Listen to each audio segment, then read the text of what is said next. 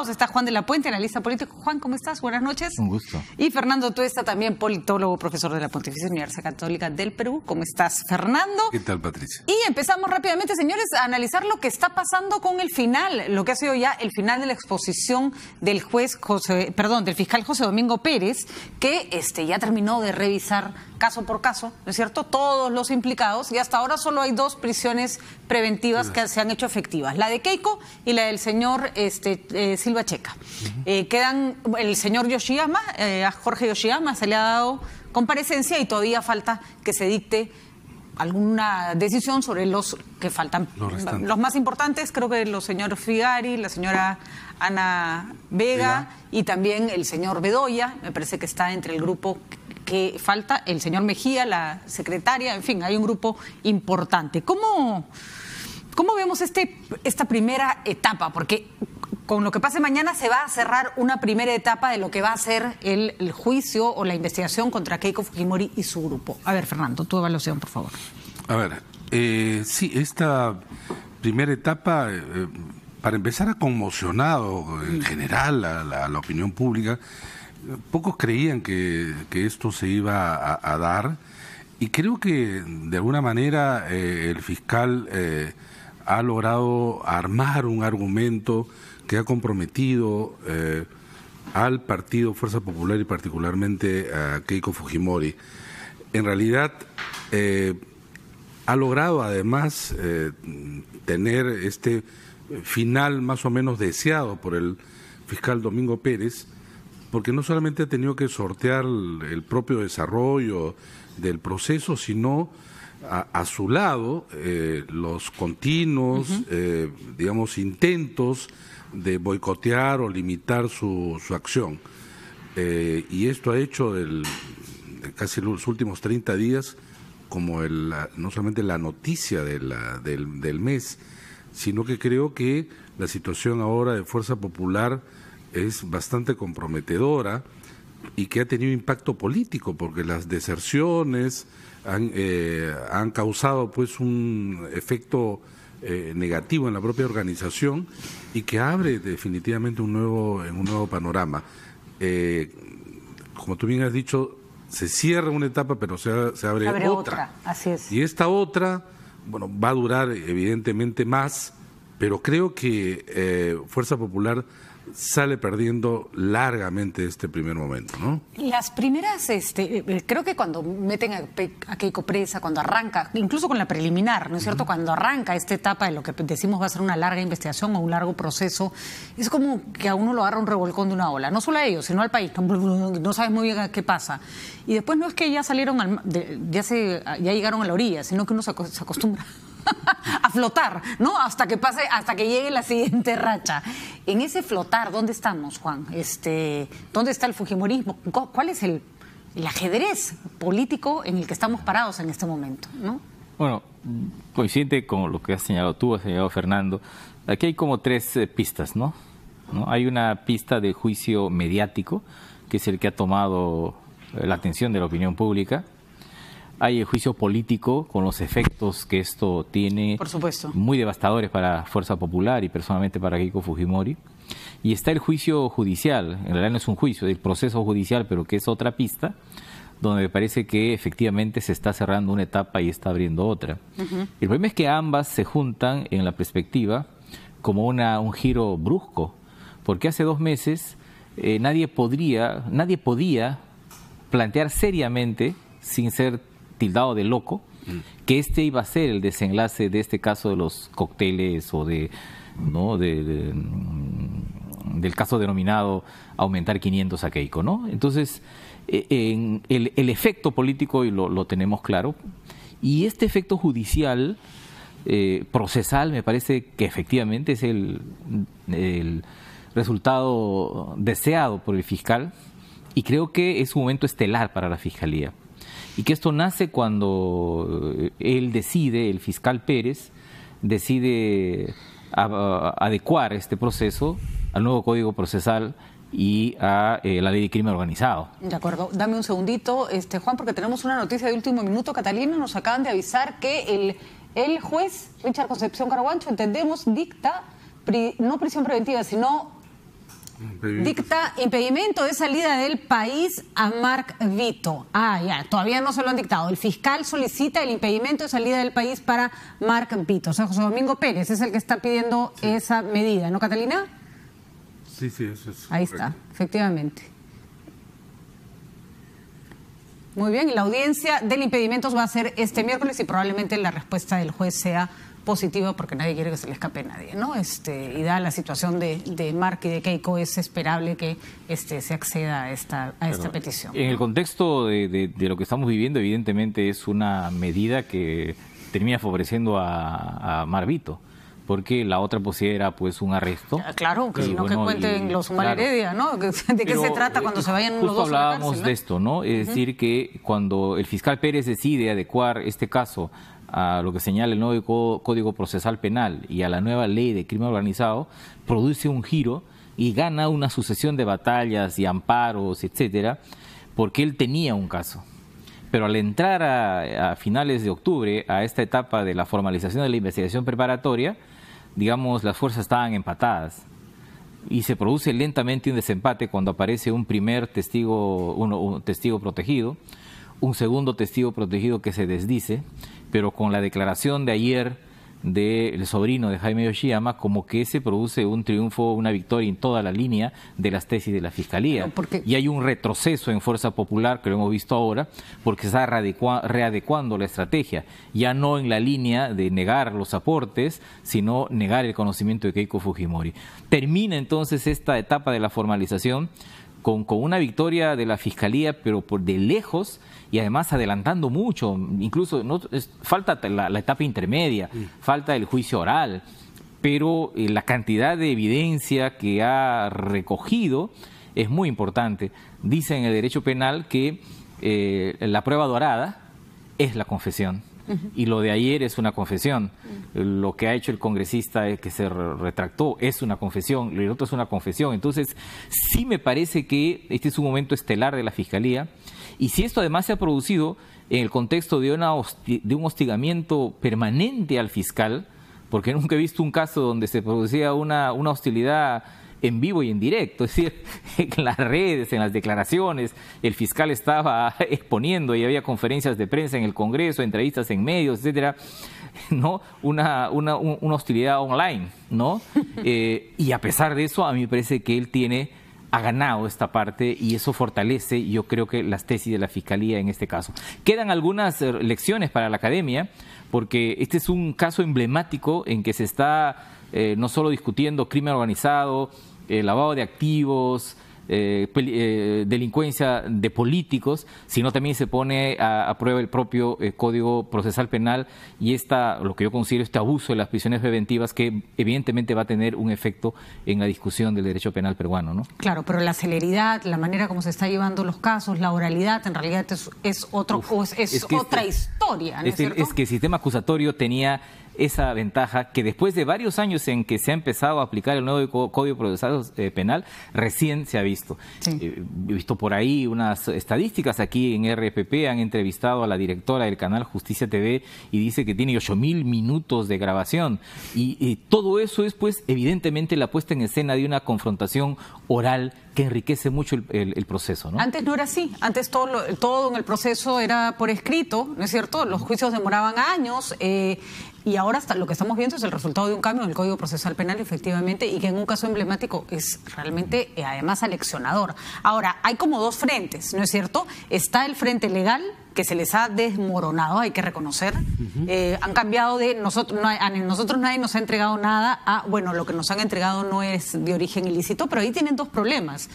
Efectivamente, el sobrino de Yoshiyama dice, a mí me dieron $800.000 para blanquear cuyo origen no es ilícito. ¿Y qué hacemos con la plata que Barata dijo haberle entregado a Yoshiyama? O sea, ahí se le empiezan a cruzar los argumentos, ¿no? Ahí hay dos temas, ¿no? Uno es efectivamente que van saliendo casos ya mucho más duros y hasta convincentes de que esto es ya evita que Fuerza Popular y particularmente la defensa de Keiko diga, por ejemplo, no conocíamos, que es en realidad a donde están llegando, ¿no? Yo creo que la estrategia de Domingo Pérez está ayudando a derribar sus muros exteriores para proteger en último momento, y por las declaraciones que se ve, bajo el argumento, probablemente ellos hicieron eso, pero yo no sabía nada, ¿no? Y esto es un argumento, creo, último. El problema es, como tú bien señalas, tratar de argumentar en los términos que se está haciendo ahora y que cada vez es más débil. Yo recibo esta cantidad de dinero de parte de Odebrecht y en realidad no sé qué es dinero ilícito. La cantidad de dinero que ingresa y que no se reporta no puede ser pues de otro origen que no sea ilícito. Para empezar, la propia norma de la ley de organizaciones políticas vigente en aquel entonces, porque luego se ha modificado, señalaba, por ejemplo, que el aporte anónimo es aporte ilícito para empezar, ¿no? Ya, y entonces, pero no necesariamente es lavado de activos, porque no necesariamente es lavado de activos. O sea, el aporte es ilícito, pero no está necesariamente está lavando plata, ¿no? Así es. Pero en términos políticos, además, esto está teniendo un efecto erosionador extremo que creo que, como ha señalado Juan, hace relativamente poco tiempo no se esperaba de ninguna manera, ¿no? Y además la sorpresa que debe haber causado al interior de Fuerza Popular los casos de Reati, el mismo caso de Yoshiyama. Y además están yendo a incorporar, digamos, en los testimonios de las familias, que es algo que en realidad efectivamente se hace pues en los casos de pitufeo. ¿Comprometes a quién? A la gente más cercana, a los amigos, a la familia, están yendo sobre ellos. Y ellos son los que están logrando incrementar, digamos, las evidencias en los núcleos centrales, que es el caso de Keiko, el caso del mismo Yoshiyama, el caso de Silva Checa. Además, cuando trabajas en este sistema de redes, ¿no? Yo me imagino, Yoshiyama le da al sobrino, el sobrino busca 10 amigos, los 10 amigos, que puede ser su pata que vive al lado de la playa, le dice, oye, fírmame, pues, como que tú le has dado 10.000 a Keiko, porque me lo ha dado el empresario. Entonces, claro, todo el mundo va entrando en esta especie de red, hasta que te das cuenta que por haber estado tomando sol al lado de este señor y haberle firmado un papel, puedes acabar preso por lavado de activos. Esa es otra historia, ¿no? O sea, hay mucha gente que está muy asustada, porque está metida en una danza en la que efectivamente sí, el último de la cadena, digamos, está un poco en la luna. Mira, ¿no? Lo que ha ocurrido siempre es, por ejemplo, que los empresarios nunca han querido aparecer. Así es. No digo de ahora, digo de décadas, de toda la vida. Incluso han habido declaraciones abiertamente públicas en donde se decía que habían colaborado en las campañas electorales. Dionisio Romero una vez declaró, famoso en la década del 80. Además declaró que le había dado a todos. Así es. ¿No? Bueno, y probablemente es así. Bueno, Odebrecht, ¿qué hizo? Le daba casi a todos, ¿no? Esa era más o menos la dinámica. Pero en esa época de Dionisio Romero no existía ley de partidos. Este es a partir recién del 2003 en adelante, y particularmente en el 2006, ¿no? Pero eso no obvia pues que en realidad ha habido un trabajo esmerado de Fuerza Popular, que estaban sumamente confiados en lo que habían hecho. Si uno ve las declaraciones iniciales en el proceso, ellos decían, nosotros todo lo hemos bancarizado, todo está correcto, probablemente sí en términos de cuadrar. Tan es así, por ejemplo, que los informes que se entregaban al organismo electoral no recibían, digamos, más observación que las que en ese momento la ley permitía, ¿no? Que es uno de los temas, porque pasado esto, Patricia, creo que es imperioso discutir de qué manera se puede y se debe financiar las campañas electorales. Ha quedado clarísimo. Es un tema de fondo, porque creo que esto, lo que vemos con Fuerza Popular, ocurre en muchos partidos. De acuerdo, ocurre en todo, probablemente esto no va a cambiar si es que no se hace algo. Se va a repetir, caerán unos y otros saldrán libres. Y además cuando no declaras ninguna de la cantidad de plata que estás recibiendo, ahí se te va a colar cualquier cosa, pues, ¿no? Se te va a colar de todo. Ahora, ese es el aspecto legal. Antes de cambiar de tema, Juan, a mí me gustaría ver un poco el aspecto político, porque, por ejemplo, hay una especie, me parece que hay una especie de telón que se cayó, ¿no? Porque los fujimoristas habían con una furibundez durante años han dicho, nosotros nos han revisado de arriba abajo y nos han estado fastidiando y no nos dejan ni dormir ni pensar. O sea, todo el griterío de que son acosados desde hace 18 años. Y bueno, pues había razones para estarlos investigando. Hay una suerte, yo no sé, si en este momento sacáramos la cantidad de declaraciones que a gritos han dicho que los están hostigando y que ellos no hay nada que investigarles, no entiendo con qué cara podrían refrendar esas palabras, ¿no? Igual a la García. Ahora, se cae el argumento por sí solo de la persecución política, ¿no? Bueno, entonces, a menos que el juez y el fiscal odien a todos los políticos del Perú y quieran meterlos a todos presos. Yo creo que se caen varios telones, el del frente, el del costado, ¿no? Lo que está siendo atacado en este momento es la política plutocrática que hemos tenido por lo menos del año 1900. Plutocrática, sí. Qué buena, claro, que gana el que más plata tiene. Así es, que tenemos del año 1985 y que se ha incrementado en intensidad en función del voto preferencial. Hemos llegado a un momento en que el principal organizador de la política y movilizador de la política no son las ideas ni el programa, sino el dinero. La plata. Y lo que hemos visto en estos meses, especialmente en estas semanas, es un ataque al corazón de esa política plutocrática. Ahora, y esto, claro, hoy golpea a Fuerza Popular, pero en general está golpeando a todo un sistema que ha vivido de una forma de financiamiento basado en la relación y el compadrazgo con la gran empresa, sobre todo con la gran empresa. Los empresarios tenían esta lógica del granjero. El granjero, ¿qué hace? Le da un poquito de maíz a cada pollito, ¿no? Bueno, le daban un poquito a cada partido. Eso se supone que ha terminado. Y mientras el sistema andaba preocupado en las hojas de vida y en las cositas muy pequeñas, no por el costado, seguía funcionando la política plutocrática.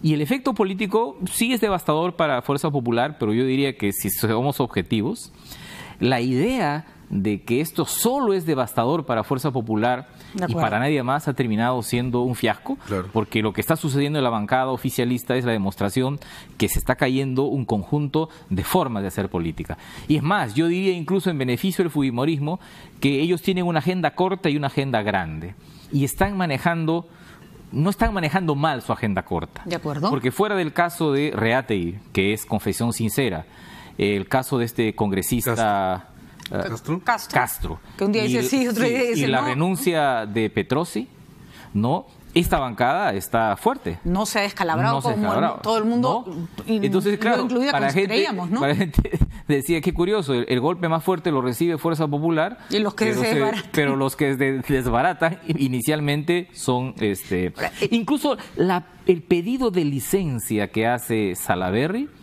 inicialmente parecía como que era un quite a su propio partido, como un gesto a la oposición, que de hecho también lo fue, pero creo que ha terminado favoreciendo al hecho de que no se produzca una guerra interna al interior del Congreso, de la cual iba a salir mucho más complicada y perjudicado Fuerza Popular. No sé cómo manejarán la agenda larga, porque en la agenda larga Keiko Fujimori quiere refundar su partido con ella en la cabeza. Eso es muy complicado. Fujimori pudo darle vida a un segundo fujimorismo poniéndose al costado y empoderando a su hija. No creo que sea posible una tercera vida del fujimorismo con Keiko en casa. Pero bueno, esa es la agenda grande. Y en la agenda corta, por lo menos hasta que termine la legislatura en diciembre, hasta ahí llega, ¿no? Yo veo que el Congreso ha evitado el deterioro y ahí me parece el papel jugado por Fuerza Popular me parece muy interesante manejando la agenda corta. Pero que se cae el telón para un sistema que ha vivido de estas dádivas del gran dinero a la política, evidentemente sí, ¿no? Es curioso porque probablemente es la primera vez que el fujimorismo en una crisis tan dura está logrando un resultado en términos de cohesión positivo. No están la señora Vega y el señor Figari. Es curioso, ¿no? Ahora, es como que cuando han dejado a los políticos solos, sin esta presión, funcionan mejor. De repente, claro, sí, yo creo que están trabajando solos, sin tanta imposición, ¿no? Habría que esperar un poco. En el caso de Peruanos por el Cambio, esta bancada que ya llega a tener la mitad solamente de sus miembros, ni siquiera ha sido afectada todavía por el proceso, digamos, a Pedro Pablo Kuczynski. Pero la respuesta de Violeta con respecto a que los partidos políticos no deben ser considerados organizaciones criminales es la respuesta de alguien de una bancada que defiende un partido. Sí, y de una bancada que no es partidaria, además, sin duda, sin duda. Pero a lo que voy es... Y eso es lo que genera parte un cisma, ¿no? A lo que voy es, no veo por lo menos en Fuerza Popular todavía el nivel de alcance que tú señalas, Juan. Cuando dices la agenda corta, es pues cortísima. Porque diciembre, fin de legislatura. Ya, pero hay dos aspectos que esto pueden variar. Uno, el propio proceso que todavía está en curso, pero sobre todo el 9 de diciembre, cuando se confirme la no reelección, ¿cuáles son los puntos que pueden cohesionar a esa bancada? Y en general estoy hablando por extensión a resto, ¿no? Cuando la posibilidad de mantenerse estaba dada en parte con la posibilidad de ser reelegidos.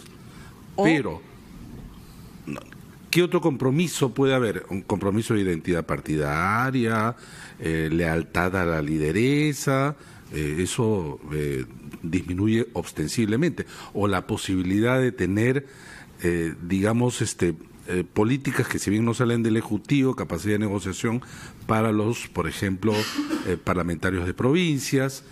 Esto no me parece a mí claro, y sin embargo, ciertamente Fuerza Popular pues es un partido mucho más organizado que Peruanos por el Cambio. Como sigue así Peruanos por el Cambio, van a ser más los ex Peruanos por el Cambio que los que se mantienen al interior. Pero tú adviertes otro tema acerca de la forma de hacer política que ha caducado.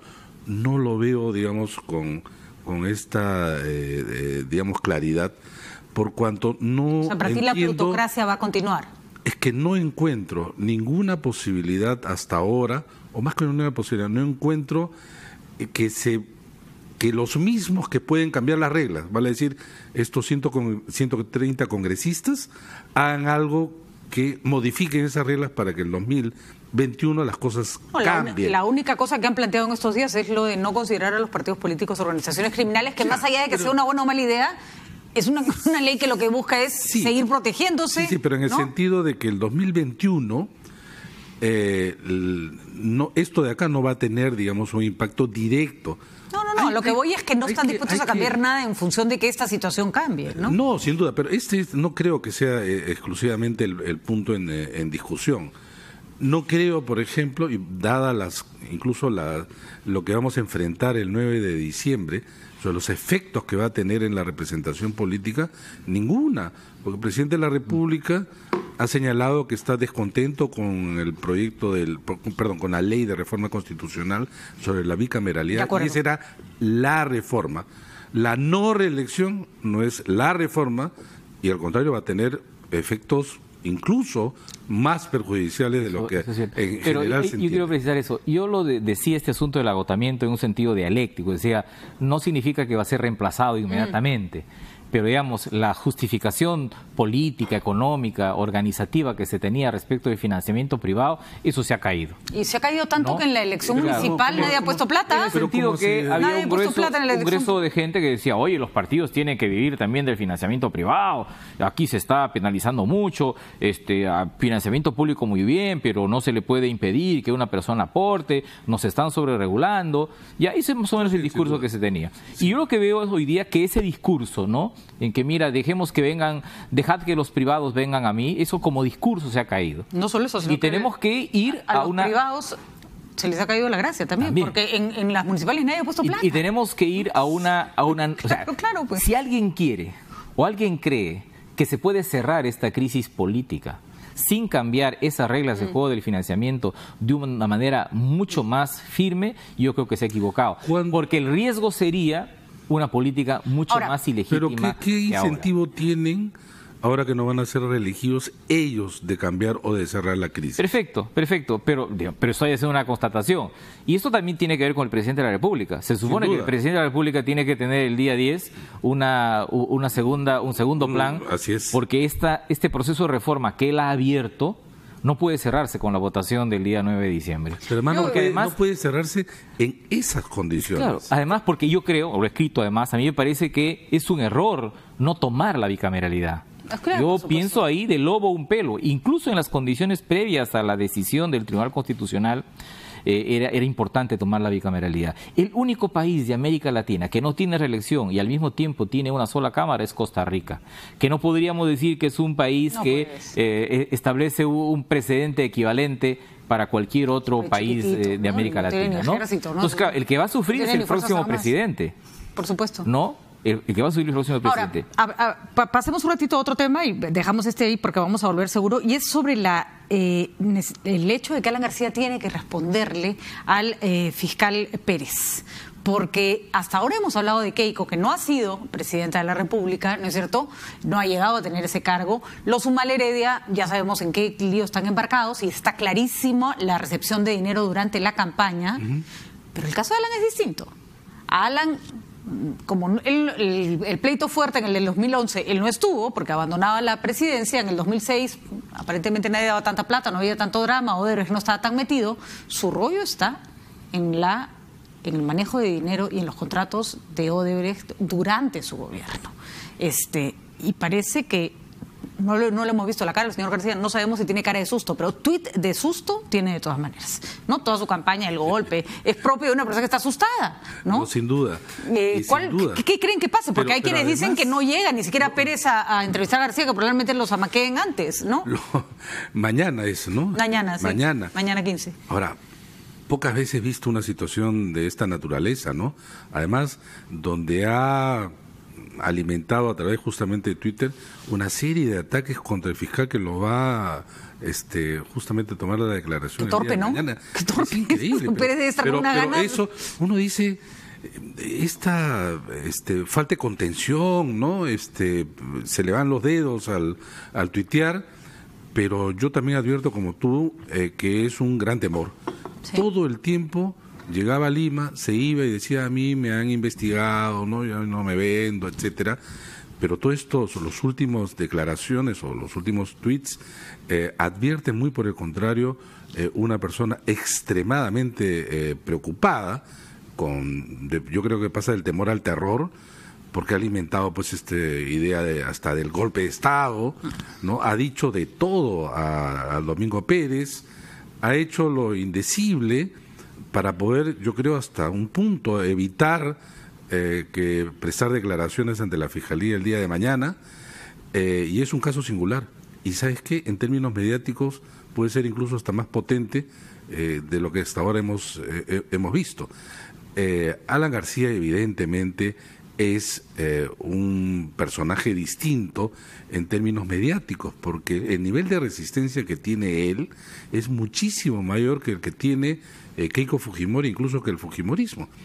En consecuencia, digamos, crea además mucha expectativa, porque hacia dónde va a apuntar, cuál va a ser la estrategia del fiscal Domingo Pérez, que a todas luces ha demostrado en todo este proceso no solamente experiencia, sino audacia, y que está llevando pues a buen puerto para sus propios objetivos en términos del desarrollo del tema Odebrecht.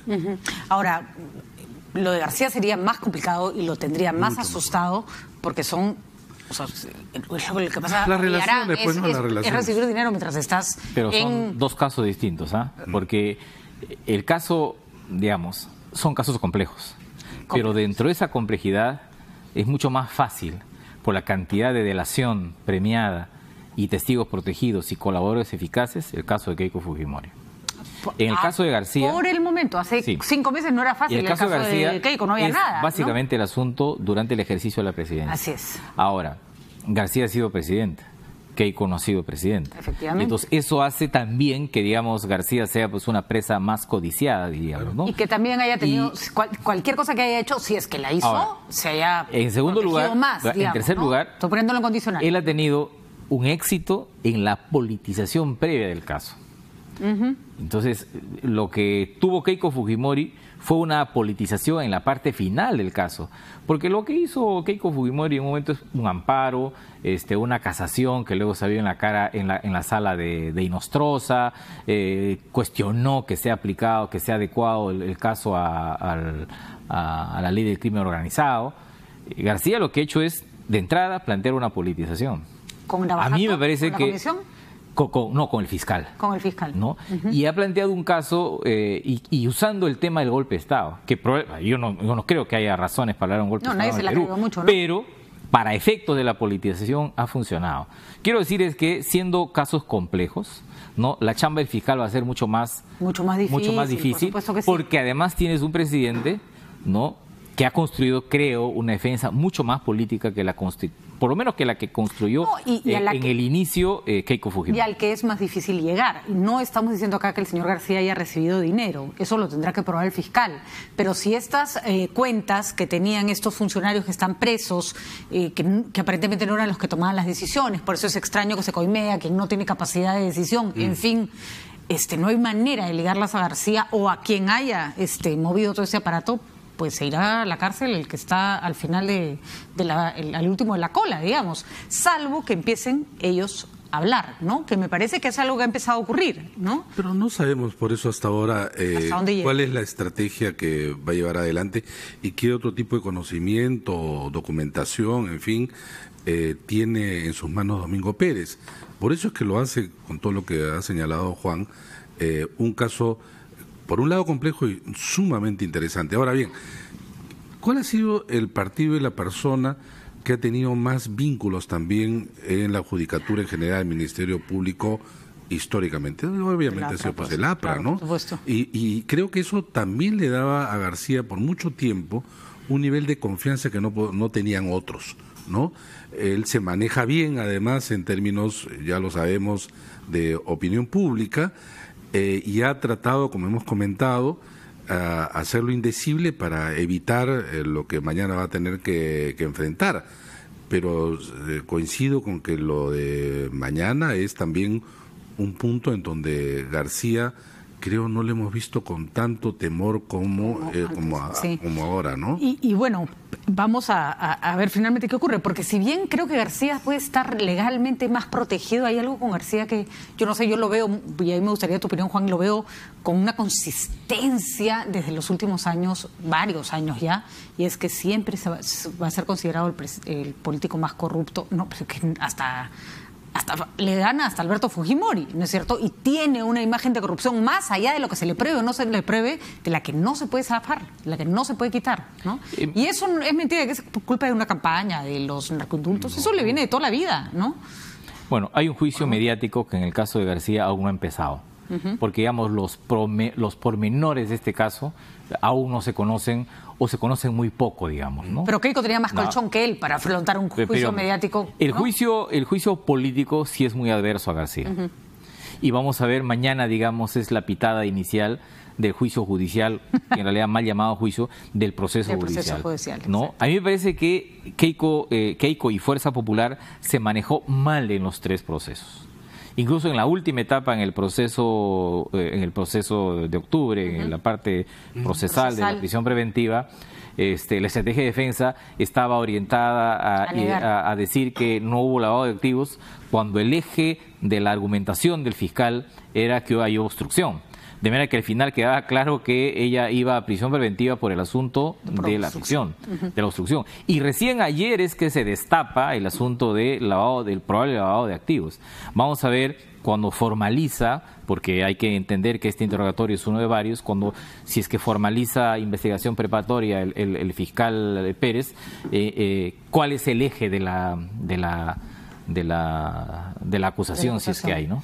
Bueno, vamos a ver entonces, mañana va a estar todo el mundo atentísimo, ¿cuál va a ser la participación de García? ¿Será un interrogatorio, esto que no se va a hacer pública, entendemos, ¿no? No va a ser como lo que estamos viendo de de las audiencias de Keiko, ¿no? No, pero... Es una declaración, creo que de la que habrá pero que... digamos, pero ya hemos sabido de otras declaraciones que se filtran. Además tampoco creo que sea prohibido leerla, ¿no? Pero en todo caso no va a ser de exposición mediática la presencia de García frente al fiscal Pérez. Vamos rapidito a una pausa y seguimos conversando. ¿Qué pasó? Martín Vizcarra, el presidente de la República, dio una entrevista el día de hoy y ha dicho que no está pensando en absoluto cerrar el Congreso de la República. Vamos a ver una pausa y volvemos.